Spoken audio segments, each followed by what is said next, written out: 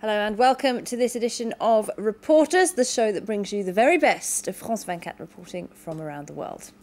Now, Southern Sudan is on the brink of becoming the world's youngest state. Earlier this month, the mainly Christian region held a vote on whether or not to secede from the largely Muslim north. Well, the overwhelming majority voted in favour, and what's been a dream for many for years now looks like a reality. Well, it's been a time of great excitement for those in the south. They've even designed a new national anthem. Well, France 24's Melissa Bell has been spending some time with people around what will be a new border shortly. We'll be speaking to her in a few moments. First, though, let's take a look at her report. On either side of the White Nile, a new country is taking shape. Its people are already celebrating.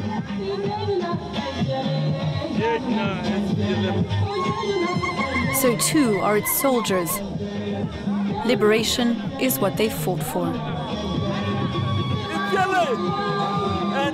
The north has been pushed back, and for the senior officers of the Sudan People's Liberation Army, the referendum on independence for Southern Sudan is the end of a lifelong battle.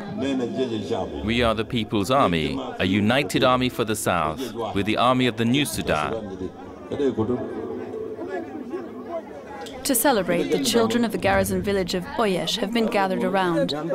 It is from them, the future of Southern Sudan, that the commanding officer of the SPLA's 7th Division, Major Peter Panyang, wants to hear. Long live separation. I am for separation because I want to be a Southerner.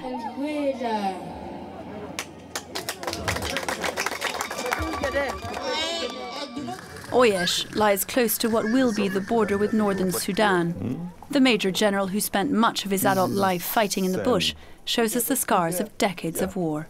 The armed forces of Sudan, they destroyed the church. The church, they have taken these things for their covering. What happened? People died. People died. In all, 2.5 million of them died in 2 civil wars, and it is a border region in ruins that the SPLA now defends. What will you do if they attack? You're my leader, and I'm ready to follow your orders. If they attack us, I'll defend myself. So you are here not to be touched. You will defend yourself. Okay. But with years of rebellion behind it, how easy will the SPLA find the transition to regular army? Its 7th Division now shares a border with its arch-enemy. It is an area of Division 7. This is where I am commanding. The war will finish, and then when we become strong, we will go there. And the Arab goes, and we take our country. You'll go to the north? Why? North is not the Arab country. Do you know Khartoum is not for the Arabs? This is Sudanese land for the black people. But North Sudan too? It's ours. They are very strong with the Arabs, but one time we will go and take that country.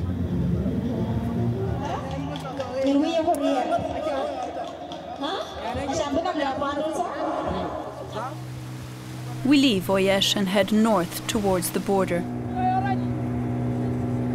This is the route that many have used to return south in time for independence. And for a frontier town like Malakal, the changes ahead loom even larger than elsewhere.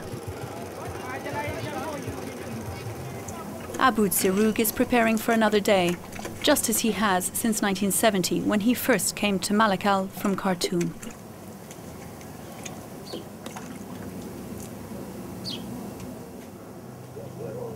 His is a household of men who look after themselves.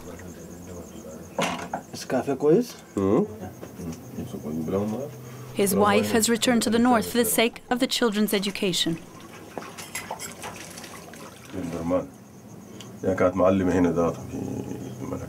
She was a teacher here, but she had to leave with the children to go back to Khartoum not so long ago. Why did she leave? There isn't anything here for the children. No schools, no universities. The children have grown up and there's no future here for them after the referendum. As he has every day for the last 40 years, Abdou Zeroug leaves home after his ablutions and tea and heads to the centre of town to begin his day's work. Malakal is much as it ever was, but all around his shop, Abdou Zeroug can see changes. Businesses that were open have now closed down. All of them belong to Muslims. Everything was sold to an Arab businessman. For now, all the shops remain closed. The ones that left hadn't been here for very long. They were small-scale traders. But the businessmen that have been here forever are staying, and they won't leave. Malakal was a crossroads. Soon, though, it will mark a division between two peoples. You're going to stay in Malakal? I'm staying. This is my home. Everybody knows me here.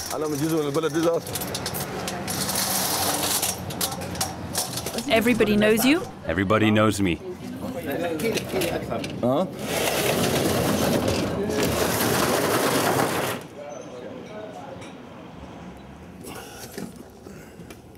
But once alone, and from inside his shop, it is a future clouded in uncertainty that Abdou contemplates.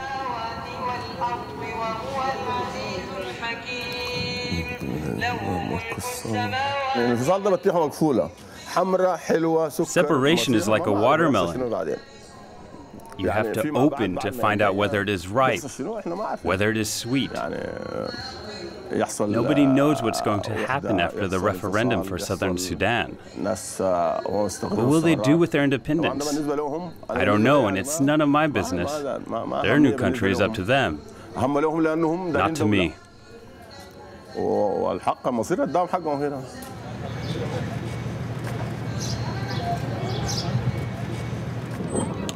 And it is to their new country that many Southerners are returning from the north, and by any means. For many returnees, the open air of Malakal Stadium is the first stop across the border. They were brought here by the government and told to wait, with few belongings, but many expectations. Among them, Peter of the Shilluk ethnic group, who with his family left the north a week ago.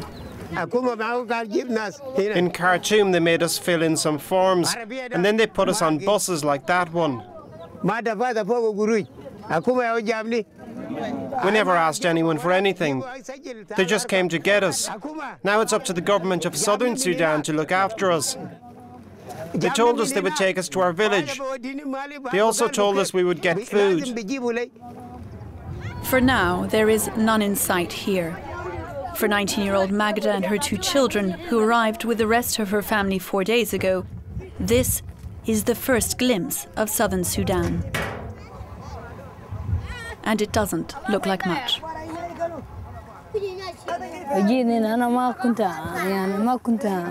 I don't know this place.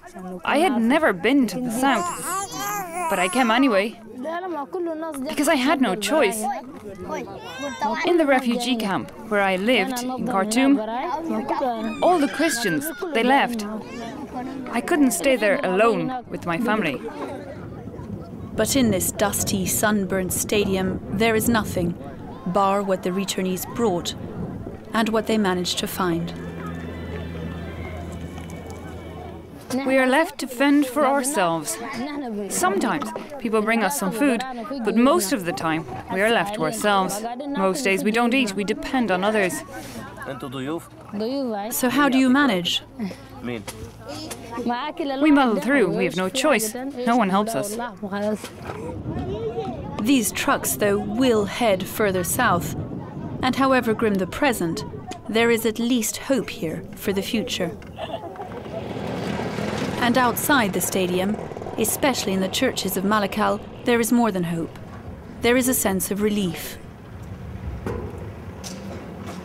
From inside his church, Pastor Gabriel Gogo Gai sees in independence a sort of sanctuary. Christian and Muslim, they dispute because the government of Sudan. Last time is a government of Muslim regime, and now it's a Christian regime for us. We need to separate ourselves because we can pray our God here freely and we develop our country. And at the Evangelical Church of Malakal, development begins with the children taken in from the streets. My name is Peter. Of course I do. You want to know me? Good morning. How are you? Come and sit down. We need them to know something for the future, because for the future they are the generations of South Sudan. We are now devoting our time to teach them. Whether the government is not paying us, we don't mind that one. But these are the people who will grow the community for the future. For now, the people of southern Sudan are only just discovering peace and the independence they fought so long for. And the dusty, long-neglected town of Malakal, its new place within this newest of countries.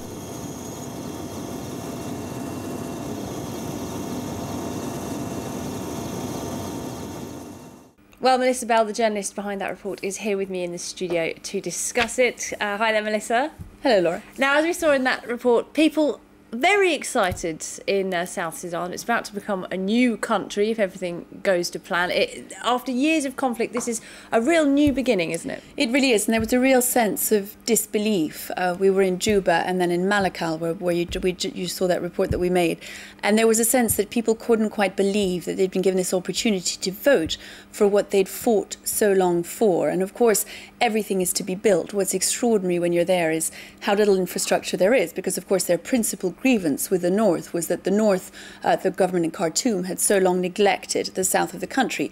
And when you leave the cities and you travel across southern Sudan, and perhaps we can look at some pictures now, you realise just how little there is. It's an extraordinary expanse, about the size of France, Laura. And as you can see from these pictures, there's really nothing there. People live much as they ever have, much as they have since the dawn of time, in mud huts with straw roofs and very little infrastructure. So the whole country has yet to be built up. But for the time being, there is this sort of disconnect between two worlds, and it's almost like traveling in time when you travel to this part of the world. It's difficult to believe that there is this huge expanse of land, this huge already semi-autonomous region, this soon-to-be independent nation that time has almost forgotten. So a great deal of excitement there, because the people of southern Sudan sense that there is a world there waiting for them that they will soon catch up with. And this referendum is really the chance for them to do that. It's the first step towards their future. And if it does become a new state, what kind of country will South Sudan or Southern Sudan be? Well,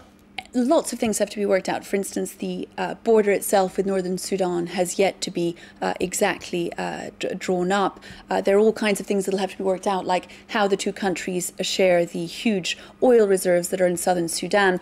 Sudan is the third exporter of oil in sub-Saharan Africa. 80% of that oil lies in southern Sudan. So in order to get to this referendum, there was a comprehensive peace agreement drawn up in 2005 that involved deals like the idea that North and South would share the oil reserves and the revenue drawn from them, because of course much of the infrastructure is in the north. So all kinds of things have yet to be worked out about the details of that. There's an entire region called Abyei whose fate has not been worked out yet, that for the time being its referendum hasn't been held. We don't know whether it'll be on the north or on the south of the border. That has yet to be worked out. But once all those issues have been sorted out, southern Sudan will look to the future, no doubt, Laura, turning to its southern neighbours and to other largely English-speaking black African nations like Uganda, like Kenya. It will no doubt fall into the orbit of those and become something very like those countries, with, of course, all that tremendous oil, not just oil, but mineral reserves that it has. So with all the potential for an extraordinary future ahead of it. All right, now, as always with these things, not everybody's happy about it, are they? You met some nomadic tribesmen who have for centuries been roaming the whole of Sudan. That things will change quite a lot for them now, won't it? One of the real dangers is that for the people who've lived along the border for so many centuries, this will mean a great amount of change.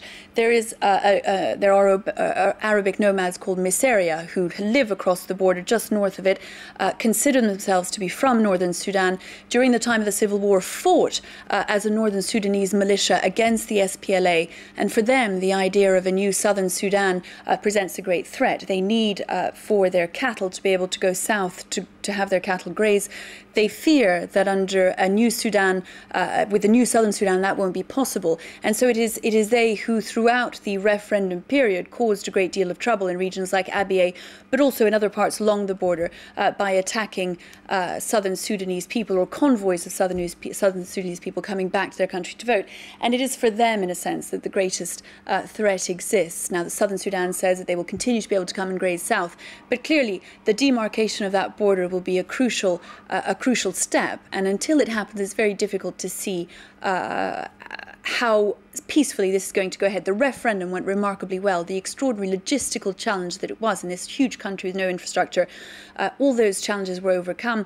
But clearly there are challenges to the future that still haven't been sorted out. The Miseria are one. But even within southern Sudan, this is a country, a future country with 100 different ethnicities who have traditionally fought each other, a few dominant groups who they too have fought each other. So there is, of course, also the danger within southern Sudan of the rise of tribalism, all kinds of challenges ahead. For the southern Sudanese, though, this was what they were looking for, the great deal of excitement. They haven't looked much beyond it, but the rest of the world and the region in particular will be watching very closely to see what happens next. All right, fascinating stuff. Melissa Velt, thank you very much indeed for joining us. That's it for this edition of Reporters. Stay tuned to France 24.